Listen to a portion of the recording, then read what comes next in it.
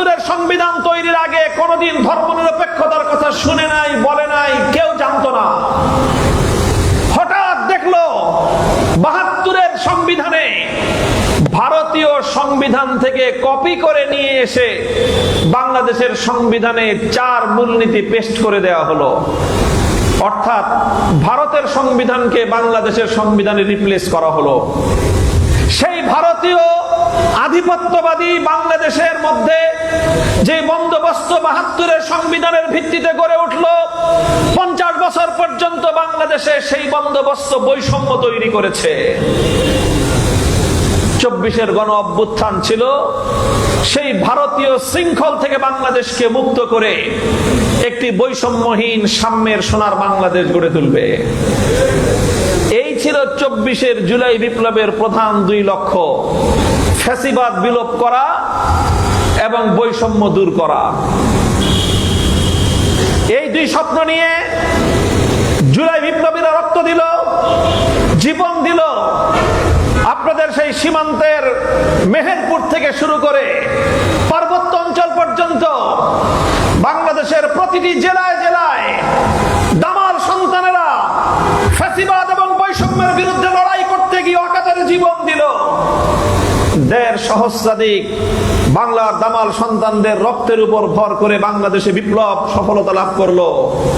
30,000-এর বেশি জুলাই যোদ্ধা মারাত্মকভাবে আহত হলো, গুলিবিদ্ধ হলো, কারো চিরতরে চোখের দৃষ্টিশক্তি হারালো, কেউ জীবনের তরে পঙ্গুত্ব বরণ করলো। 1 সাগর রক্তের মাধ্যমে বাংলাদেশে জুলাই বিপ্লব সফল হলো। এদেশের মানুষ স্বপ্ন দেখেছিল, আশায় বুক বেঁধেছিল যে একটি ফ্যাসিবাদ মুক্ত বৈষম্যহীন একটি বাংলাদেশ তারা উপহার পাবে। সেই স্বপ্ন নিয়ে 2024 সালের 8ই আগস্ট ডক্টর ইউনূসের নেতৃত্বে একটি অন্তর্বর্তীকালীন সরকারের হাতে বাংলাদেশের মানুষ এবং জুলাই বিপ্লবীরা দেশটাকে তুলে দিল। ডক্টর ইউনূস সাহেব ক্ষমতার মসনদে আসীন হয়ে ঘোষণা করলেন 3টি উদ্দেশ্য পূরণের তারা প্রায়োরিটি বেসিস, অগ্রাধিকার ভিত্তিক প্রধান 3 এজেন্ডা বাস্তবায়নের জন্য অন্তর্বর্তীকালীন সরকার কাজ করবে। 1 নম্বর দায়িত্ব ছিল তাদের বিগত ফ্যাসিবাদী আমলের সকল খুনিদেরকে ধরে ধরে এনে বাংলাদেশে খুন, গুম, লুটতরাজ করার অপরাধে তাদেরকে বিচারের কাঠগড়ায় দাঁড় করানো এবং ফ্যাসিবাদী অপশক্তির খুনি হাসিনা এবং তার লেসপেন্সার এবং তার দোসরদেরকে আইনের হাতে সোপর্দ করে তাদের বিচারের একটা দৃশ্যমান উন্নতি সাধন করা। এটা ছিল অন্তর্বর্তীকালীন সরকারের প্রধান কমিটমেন্ট, প্রথম কমিটমেন্ট। দ্বিতীয় কমিটমেন্ট ছিল, তাদের অঙ্গীকার ছিল, যেই স্বপ্ন নিয়ে বৈষম্যহীন বাংলাদেশ গড়বার একটা আশা নিয়ে এদেশের জুলাই বিপ্লবীরা যে জীবন দিয়েছিল, তাদের কমিটমেন্ট ছিল অন্তর্বর্তীকালীন সরকারের সেই স্বপ্ন পূরণে দেশে সংস্কার সাধন করবে। সংস্কার করবে কোথায়? সংস্কার করবে দেশের প্রশাসনে, সংস্কার করবে সংবিধানে, সংস্কার করবে বাংলাদেশের রাজনৈতিক ব্যবস্থায়। এটা ছিল তাদের দ্বিতীয় অঙ্গীকার। সর্বশেষ অঙ্গীকার ছিল খুনিদের বিচার, সংস্কার সাধন করার পর একটি স্বচ্ছ, সুন্দর, নিরপেক্ষ, অন্তর্ভুক্তিমূলক নির্বাচন দিয়ে ক্ষমতা হস্তান্তর করে তারা বিদায় নিবে। এই 3 অঙ্গীকার ছিল। আমরা দেখলাম সেই সরকার ধীরে ধীরে আন্তর্জাতিক অপরাধ ট্রাইব্যুনাল গঠন করে বিভিন্ন বিচার কার্যের মধ্য দিয়ে, ধারাবাহিক প্রক্রিয়ার মধ্য দিয়ে ফ্যাসিবাদী অপশক্তির বিরুদ্ধে বিভিন্ন মামলা পরিচালনা করে কোন মামলার রায় পর্যন্ত ঘোষণা করে দৃশ্যমান একটা অগ্রগতি সাধন করলো। বাংলাদেশের মানুষ এতে আনন্দ ভোগ করলো এবং অন্তর্বর্তীকালীন সরকারকে তারা ধন্যবাদ জ্ঞাপন করলো। এরপরে অন্তর্বর্তীকালীন সরকার দ্বিতীয় কার্যক্রম শুরু করলো। দ্বিতীয় কার্যক্রম ছিল তাদের সংস্কার করা। কি সংস্কার করবে? সংস্কার করার প্রধান উদ্দেশ্য ছিল বাংলাদেশ থেকে ফ্যাসিবাদের পথ বন্ধ করা। একবার যেই ফ্যাসিবাদ বাংলাদেশ থেকে রক্ত দিয়ে বিতাড়িত করা হয়েছে, বাংলাদেশের ক্ষমতার মসনদে যেন আর নতুন কোন ফ্যাসিবাদীর জন্ম হতে না পারে, সেটাই ছিল সংস্কারের প্রধান উদ্দেশ্য। বাংলাদেশের রাষ্ট্র এবং রাজনীতিতে যে বৈষম্য আছে, সেই বৈষম্য দূর করে ক্ষমতার ভারসাম্য প্রতিষ্ঠিত করবে, এটাই ছিল অন্তর্বর্তীকালীন সরকারের গৃহীত জুলাই বিপ্লবের অন্যতম আকাঙ্ক্ষা এবং অভিপ্রায়, সংস্কার বাস্তবায়নের অঙ্গীকার। সেই অঙ্গীকার পূরণ করার জন্য অন্তর্বর্তীকালীন সরকার ন্যাশনাল কনসেনসাস কমিশন গঠন করলো, জাতীয় ঐক্যমত্য কমিশন করে 11টি সংস্কার কমিশন করলো। 11টি সংস্কার কমিশন তারা তাদের প্রস্তাবনা তুলে ধরলো। সেই প্রস্তাবনাগুলো নিয়ে জাতীয় ঐক্যমত্য কমিশন দীর্ঘ 9 মাস 33টি রাজনৈতিক দল এবং জোটের সাথে 83 দিন বৈঠকে দীর্ঘ সময় পর্যন্ত তারা বৈঠক করলো। সেই বৈঠকে আজকের বর্তমান ক্ষমতাসীন সরকার বিএনপি থেকে শুরু করে সকল রাজনৈতিক দল এবং পথ সেখানে অংশগ্রহণ করলো। দীর্ঘ মতামত ব্যক্ত হলো। অনেক আলোচনার পর একটি জাতীয় সনদ প্রণীত হলো, যেই সনদটিকে বলা হয় জুলাই জাতীয় সনদ। এরপর কথা ছিল, অঙ্গীকার ছিল, নির্বাচনের পর যে কোনো দল ক্ষমতায় আসবে তারা সেই জুলাই জাতীয় সনদ বাস্তবায়ন করবে। সেই জুলাই জাতীয় সনদের আলোকে তারা সাংবিধানিকভাবে রাজনৈতিক পদ্ধতির মধ্য দিয়ে বাংলাদেশের সেই কাঙ্ক্ষিত সংস্কার তারা বাস্তবায়ন করবে, এটা ছিল অঙ্গীকার। প্রিয় উপস্থিতি, আজ এই পর্যায়ে এসে আমরা আপনাদের কাছে যে কথাটা বলার জন্য এসেছি সেটা হলো, এখানে এখন সরকারের সাথে আমাদের বিরোধী দলগুলোর আপনারা দেখছেন একটা বিতর্ক হচ্ছে।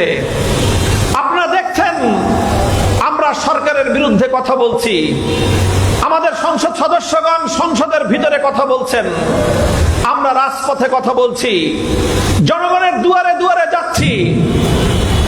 সরকারের সাথে আমাদের বিরোধটা কোন জায়গায়? কেন আমরা সরকারকে বারবার জুলাই চেতনা বাস্তবায়ন করার দাবি জানাচ্ছি? বিরোধটা কোথায়? মতপার্থক্যটা কোথায়? সেই কথাগুলো আপনাদের কাছে ব্যক্ত করা, এটাই হলো আমাদের নাগরিক সমাবেশের মুখ্য উদ্দেশ্য। আপনারা লক্ষ্য করবেন যে বর্তমান আমাদের মাননীয় প্রধানমন্ত্রী তিনি একটা কথা বারবার রিপিট করেন, পুনরাবৃত্তি করেন, সেটা হলো আমরা অক্ষরে অক্ষরে জুলাই সনদ বাস্তবায়ন করব। কথাটা শুনেছেন আপনারা? সংসদেও বলেছেন এবং বিভিন্ন রাজনৈতিক সমাবেশে দাঁড়িয়ে স্পষ্ট ভাষায় প্রধানমন্ত্রী এই কথা বলেন যে আমরা অক্ষরে অক্ষরে জুলাই সনদ বাস্তবায়ন করব। এখন অনেকের প্রশ্ন জাগতে পারে যে সরকার বলতেছে, প্রধানমন্ত্রী বলতেছেন অক্ষরে অক্ষরে জুলাই সনদ বাস্তবায়ন করবেন, আবার আপনারা এই মামুনুল হক সাহেবের মতো ব্যক্তি, বাংলাদেশ খেলাফত মজলিস, জাতীয় নাগরিক পার্টি এনসিপি, বাংলাদেশ জামাতে ইসলামী, ইসলামী আন্দোলন বাংলাদেশ, এই সকল রাজনৈতিক দলগুলো আবার তারা কেন সরকারের এই জুলাই সনদ অক্ষরে অক্ষরে বাস্তবায়ন করার ঘোষণার পরেও তারা কেন খুশি হয় না? তারা কেন সন্তুষ্ট হয় না? তারা কেন সরকারের বিরুদ্ধে আবার অভিযোগ করে? এইরকম একটা সংশয় জনগণের মধ্যে আছে। কথা বলেন ঠিক কিনা? আমরা যেহেতু জনগণকে নিয়ে রাজনীতি করতে চাই, জনগণকে নিয়ে আমরা রাজনীতি করি, রাজনীতি করব, তাই জনগণের কাছে আমাদের ব্যাখ্যা হাজির করা, জনগণের কাছে আমাদের জবানবন্দি প্রদান করার প্রয়োজনীয়তা থেকেই আজকে আমরা এই নাগরিক সমাবেশে এসে মিলিত হয়েছি। এখানে একটা ফাঁক আছে, যেটাকে আমাদের বাংলা ভাষায় বলে শুভঙ্করের ফাঁক। একটা শুভঙ্করের ফাঁক আছে। ওই ফাঁক দিয়েই সরকার বারবার বলে জুলাই সনদ অক্ষরে অক্ষরে বাস্তবায়ন করবেন, আর আমরা ওই ফাঁক দিয়ে যেন বাইন মাসের মতো সরকার বের হয়ে যেতে না পারে ছাই দিয়ে ধরতে চাই। এই হলো আসল সমস্যা। এই জায়গাটায় সরকার চায় শুভঙ্করের ফাঁক দিয়ে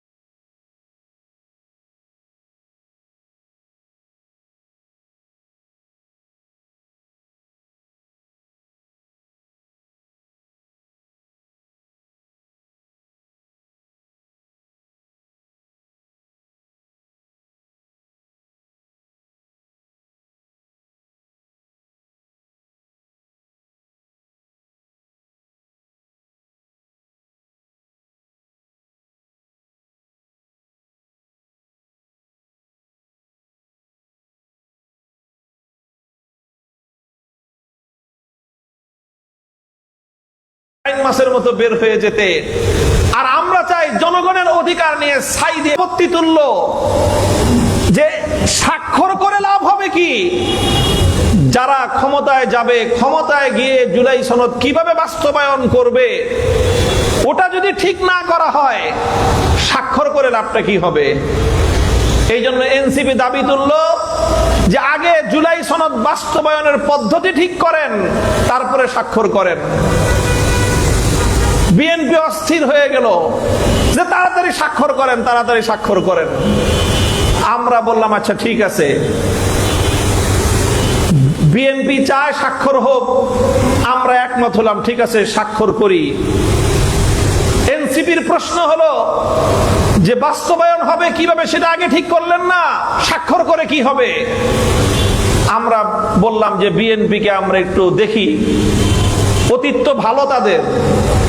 এই দলের প্রতিষ্ঠাতা তো শহীদ প্রেসিডেন্ট জিয়াউর রহমান, যিনি জীবন দিয়েছেন কিন্তু গাদ্দারি করেন নাই। এই দলের দীর্ঘদিনের কান্ডারি তো বেগম খালেদা জিয়া, যিনি কারাবরণ করেছেন অশীতিপর সময়ে, কিন্তু দেশ এবং জাতির সঙ্গে তিনি বিশ্বাসঘাতকতা করেন নাই। সেই দলের কথার উপর আমরা আস্থা রাখি, আমরা স্বাক্ষর করি। এই দল ক্ষমতায় গিয়ে বাস্তবায়ন করার পদ্ধতি আমরা আলোচনা করে ঠিক করব। আমরা সরল বিশ্বাসে স্বাক্ষর করলাম, কিন্তু এনসিপির বর্তমান প্রজন্মের জেনজির পোলাপান স্বাক্ষর করে নাই। তারা তখনই সন্দেহ করছিল যে এই বিএনপি সেই বিএনপি না। আমরা একটু ব্যাকডেটেড, আমরা বিএনপিকে একটু বেশি বিশ্বাস করলাম। যাই হোক, স্বাক্ষর হলো। স্বাক্ষর হওয়ার সময়ে ওখানে একটা শুভঙ্করের ফাঁক তৈরি করা হলো। স্বাক্ষর হওয়ার সময় কি করা হলো? শুভঙ্করের একটা ফাঁক তৈরি করা হলো। কি ফাঁক? ফাঁকটা হলো এই, স্বাক্ষর করার আগে 33টা রাজনৈতিক দল এবং জোটের কাছে জুলাই সনদের কপি দেওয়া হলো, যেই সনদটা সকলে মিলে তৈরি করা হয়েছে। সেই সব কপি আমরা পড়লাম, সবাই দেখলাম যে হ্যাঁ এইভাবেই সিদ্ধান্ত হয়েছে। সব পড়ে আমাদের সকল রাজনৈতিক দল জাতীয় সংসদের দক্ষিণ প্লাজায় গেল স্বাক্ষর করতে।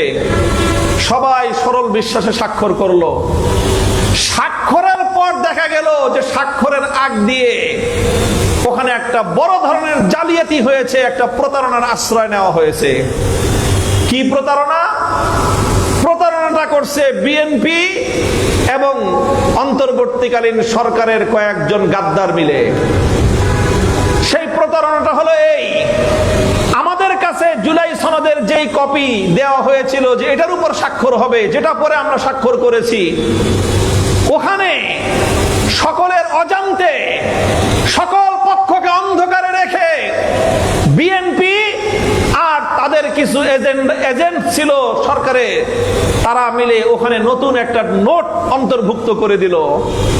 সেই নোটটার মধ্যে লেখা থাকলো এই জুলাই সনদ তো বাস্তবায়ন করতে হবে, তবে বলে একটা ধারা যুক্ত করে দিল যে কোনো দল তার দলের নির্বাচনী ইশতেহার ঘোষণা করে সেই ইশতেহারে যদি ভিন্ন কিছু থাকে তাহলে সে সেই ইশতেহারের আলোকে জুলাই সনদে পরিবর্তন করতে পারবে।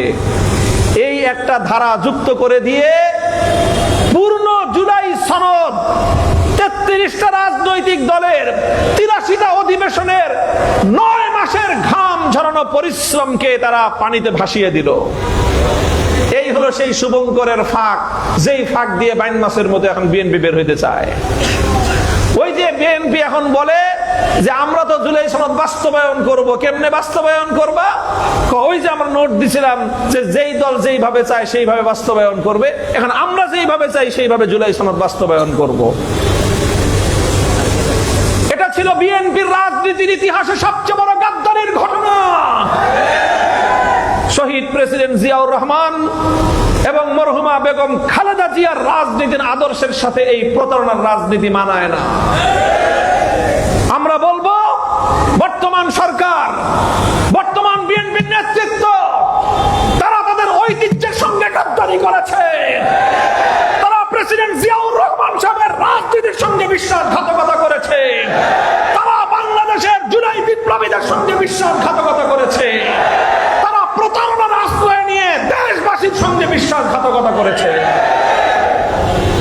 যদি তোমার এই নোট অন্তর্ভুক্ত করতেই হতো, সনদের মধ্যে যদি তুমি নতুন করে নোট দিবা, সেটা তোমরা গোপনে দিলা কেন? অন্য রাজনৈতিক দলগুলোকে যদি তোমরা বলতা যে আমরা এইভাবে এই নোট দিতে চাই, তাহলে কোশ্চেন কেন আমরা সেদিন তোমাদের এই ধাপ্পাবাজি আমরা মানতাম না। প্রতারণার আশ্রয় নিয়ে এইভাবে বিএনপি এটার মধ্যে নিজের নির্বাচনী ইশতেহার মতো জুলাই সনদ বাস্তবায়নের একটা রাস্তা তারা বের করে রেখেছিল তখন। যাই হোক, এরপরে স্বাক্ষর হলো।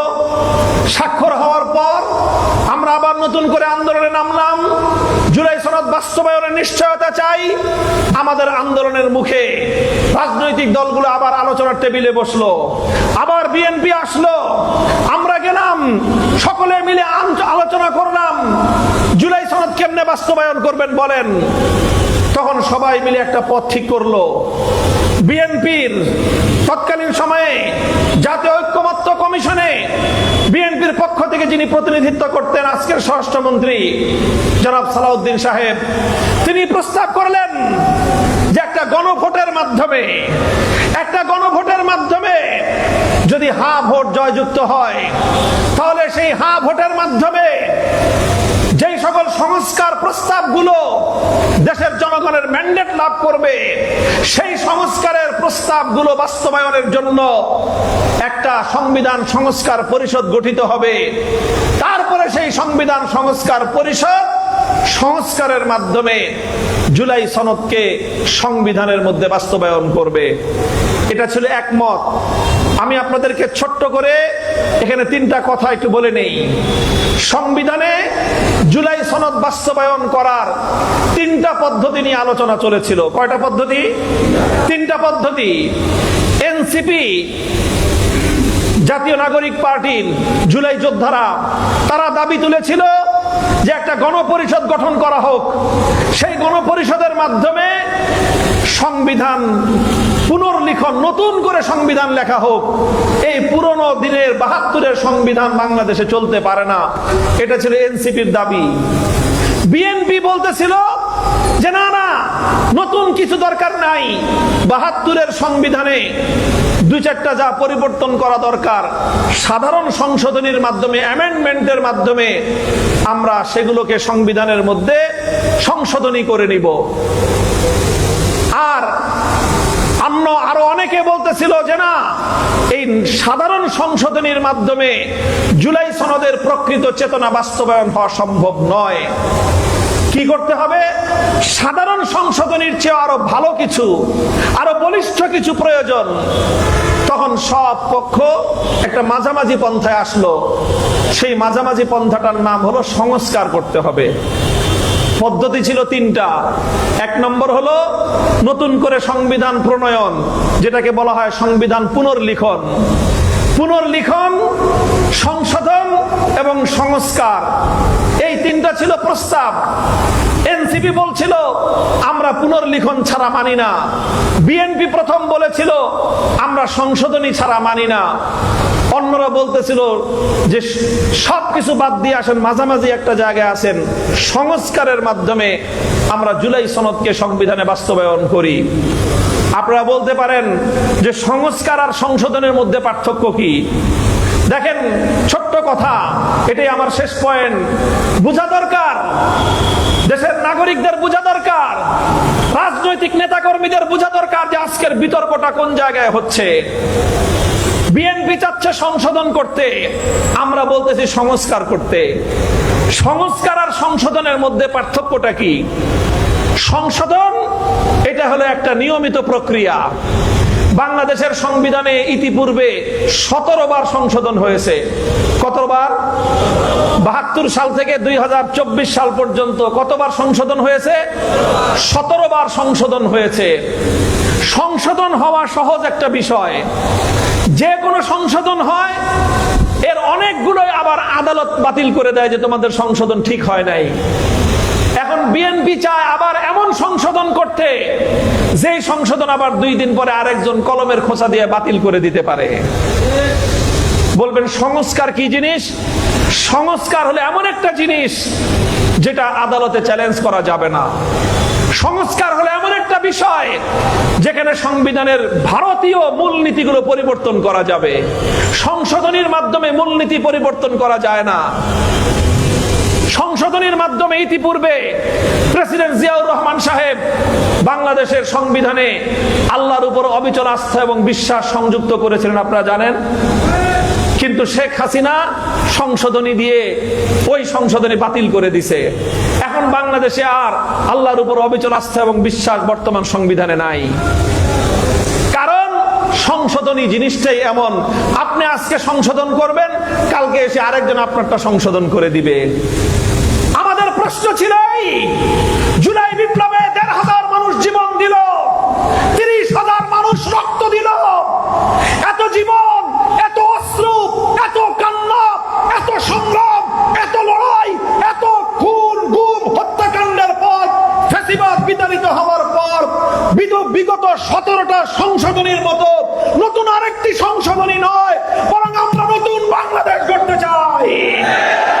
আমরা ভারতীয় আধিপত্যবাদের কবর রচনা করতে চাই। আমরা বাংলাদেশে 24-এর ভিত্তিতে নতুন রাজনৈতিক বন্দোবস্ত করতে চাই। তাই আমরা দাবি তুলেছি যে না, সাধারণ সংশোধনের মাধ্যমে পরিবর্তন করলে সেটা টেকসই হবে না, সংস্কার করতে হবে। সংস্কার করার জন্য নির্বাচনের আগে বিএনপি সহ সব রাজনৈতিক দলগুলো আমরা যে বিষয়ে একমত হয়েছিলাম, সেই একমত হওয়া পদ্ধতিতেই সংস্কার বাস্তবায়ন করতে হবে। আর সেই একমত হয়েছিলাম কিসের উপর? একটা গণভোট হবে। গণভোট হোক।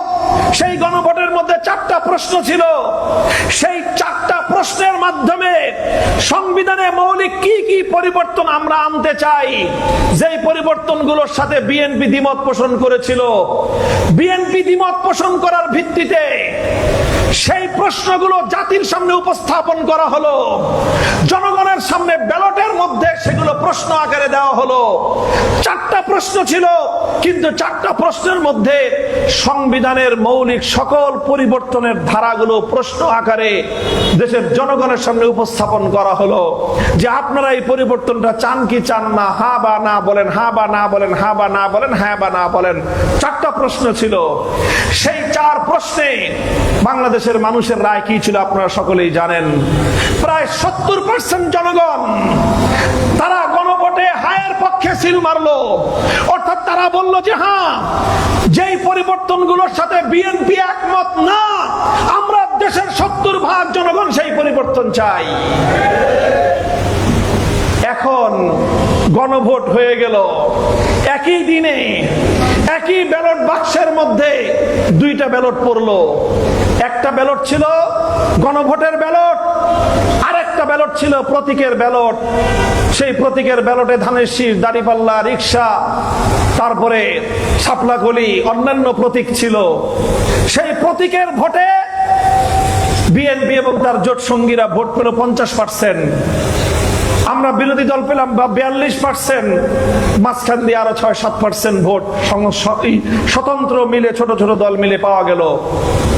আর হানা ভোটে প্রায় 70% মানুষ, 69% মানুষ তারা ঐক্যবদ্ধভাবে গণভোটে হায়ের পক্ষে সিল মারলো। কেবলমাত্র 31% মানুষ নায়ের পক্ষে সিল মেরেছিল।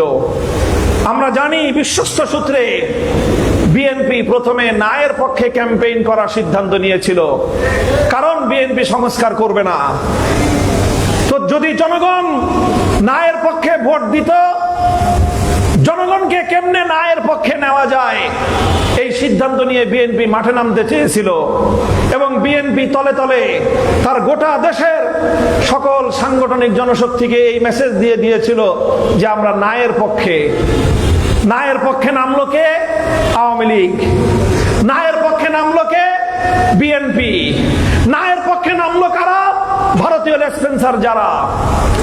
2 দিন যাওয়ার পরে মাঠ পর্যায় থেকে বিএনপির কাছে রিপোর্ট গেল, যদি নায়ের পক্ষে এইভাবে আমরা নামি, আমসালা দুইটাই যাবে, নাও থাকবে না, ধানের শীষও চলবে না।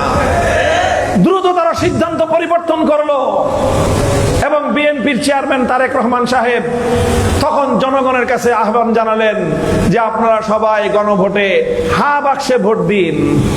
এটা উপর দিয়ে বক্তব্য দিয়েছিলেন, কিন্তু তলে তলে বিএনপির সারা দেশে বিএনপির সাংগঠনিক নেতা কর্মীরা নায়ের পক্ষেই ক্যাম্পেইন করেছে। যদি বিএনপি নায়ের পক্ষে না যেত, তাহলে বাংলাদেশে না ভোট পড়তো 5% থেকে 10%। বিএনপির তলে তলে এই নায়ের পক্ষে ক্যাম্পেইন করার কারণেই 30%-এর উপরে নায়ের পক্ষে ভোট পড়েছে। কিন্তু বিপুল মানুষ, বাংলাদেশের মানুষ জুলাইয়ের চেতনাটাকে এমন ভাবে ধারণ করেছে, গোটা দেশ 70% জনগণ হায়ের পক্ষে ভোট দিয়ে বিপুল ব্যবধানে হা ভোটকে জয়যুক্ত করলো। বিএনপি 50% ভোট নিয়ে ক্ষমতায় গেল। ক্ষমতায় গিয়ে জাতীয় সংসদে দাঁড়িয়ে বিএনপির মুখপাত্র কি বললেন? যে আমরা তখন জুলাই সনদ মেনে নিয়েছিলাম, আমরা হা ভোট মেনে নিয়েছি, আমরা গণভোট মেনে নিয়েছিলাম। কেন? যেন নির্বাচনটা দেরি না হয়। আমরা চেয়েছিলাম কোনোভাবে নির্বাচনটা হয়ে ক্ষমতাটা আমাদের হাতে চলে আসুক, বাস একবার ক্ষমতায় যেতে পারলেই পগার পার। আমরা বিএনপিকে বলি, 1 মাঘে শীত যায় না, 1 মাঘে শীত যায় না। মনে করবেন না যে একবার নির্বাচনী বৈতরণী পার হয়ে গিয়ে জনগণের সঙ্গে আপনারা যেভাবেই হোক, যে কারণেই হোক, হা ভোট দেওয়ার জন্য অঙ্গীকার করেছিলেন। আপনাদের চেয়ারম্যান জিয়াউর রহমান সাহেবের সন্তান এদেশের মানুষকে হা ভোটে, হা ব্যালটে সিল মারার জন্য আহ্বান জানিয়েছিলেন। কাজেই আপনাদের দলীয় প্রধান যখন হা ভোট দিতে বললেন, এটা কি জনগণের সঙ্গে একটা অঙ্গীকার নয়? বলেন, হা ভোট যখন উনি দিতে বললেন, জনগণের সঙ্গে তিনি অঙ্গীকার করলেন না? এখন ক্ষমতায় যাওয়ার পর সেই অঙ্গীকারের কথা ভুলে গিয়ে ওনারা এখন সংবিধান পুনর্লিখনও করবেন না, সংবিধান সংস্কারও করবেন না। এখন ওনারা সংবিধান সংশোধন করার জন্য সংশোধনী কমিটি করেছেন।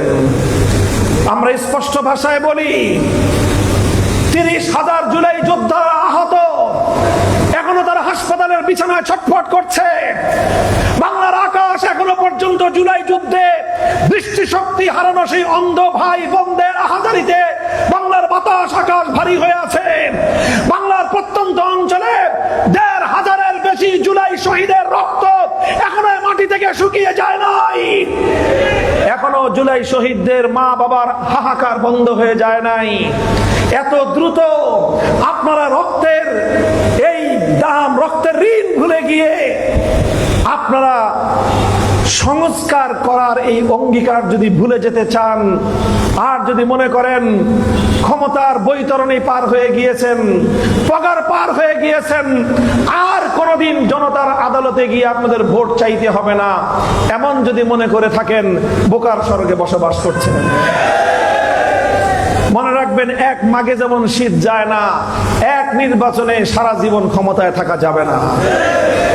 যদি আপনারা মনে করে থাকেন যে শেখ হাসিনা যেভাবে কখনো বিনা ভোটের সরকার, কখনো রাতের ভোটের সরকার, আর কখনো আমির সরকার করে ক্ষমতা চালিয়ে গিয়েছে, মনে করেছিল এটাই তার কৌশলী রাজনীতি, আর তার চামচা দালাল গোষ্ঠী মিডিয়ার চিহ্নিত হলুদ সাংবাদিকেরা আর আরেকটা অঙ্গন আছে আমাদের দেশে, এটাকে বলে সাংস্কৃতিক অঙ্গন।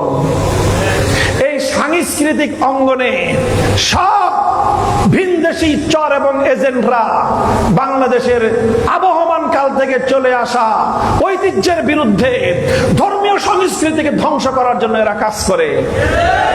ওই কিছু সংস্কৃতি কর্মী এখন আওয়ামী লীগের পক্ষ থেকে তারা প্রক্সি লড়াই করে জুলাই বিপ্লবের বিরুদ্ধে তারা মাঠে নামার পায় তারা চালাচ্ছে।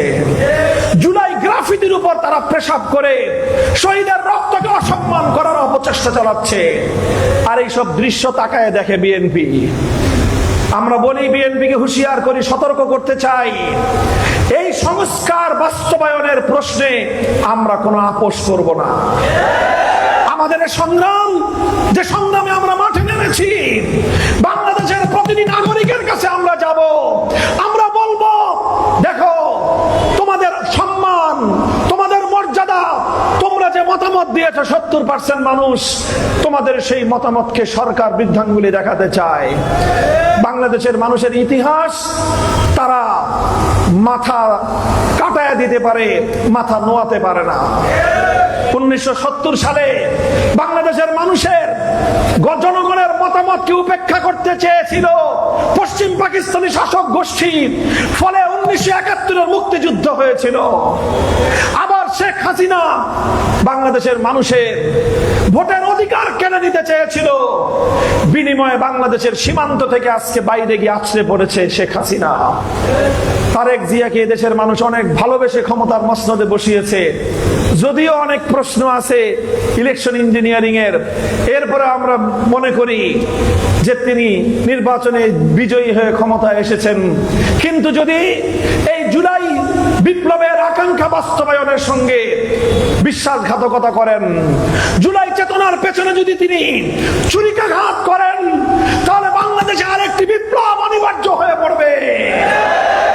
ইনশাআল্লাহ বাংলাদেশ খেলাফত মজলিস আজ এই জনগণের অধিকার আদায়ের জন্য, 70% মানুষের গণভোটের সম্মান উদ্ধার করার জন্য যে রাজপথে আন্দোলন শুরু করেছে, আর কেউ না থাকলেও বাংলাদেশ খেলাফত মজলিস জনগণের এই অধিকার আদায়ের, জনগণের সম্মান উদ্ধার করার এই আন্দোলন অব্যাহতভাবে চালিয়ে যাবে ইনশাআল্লাহ।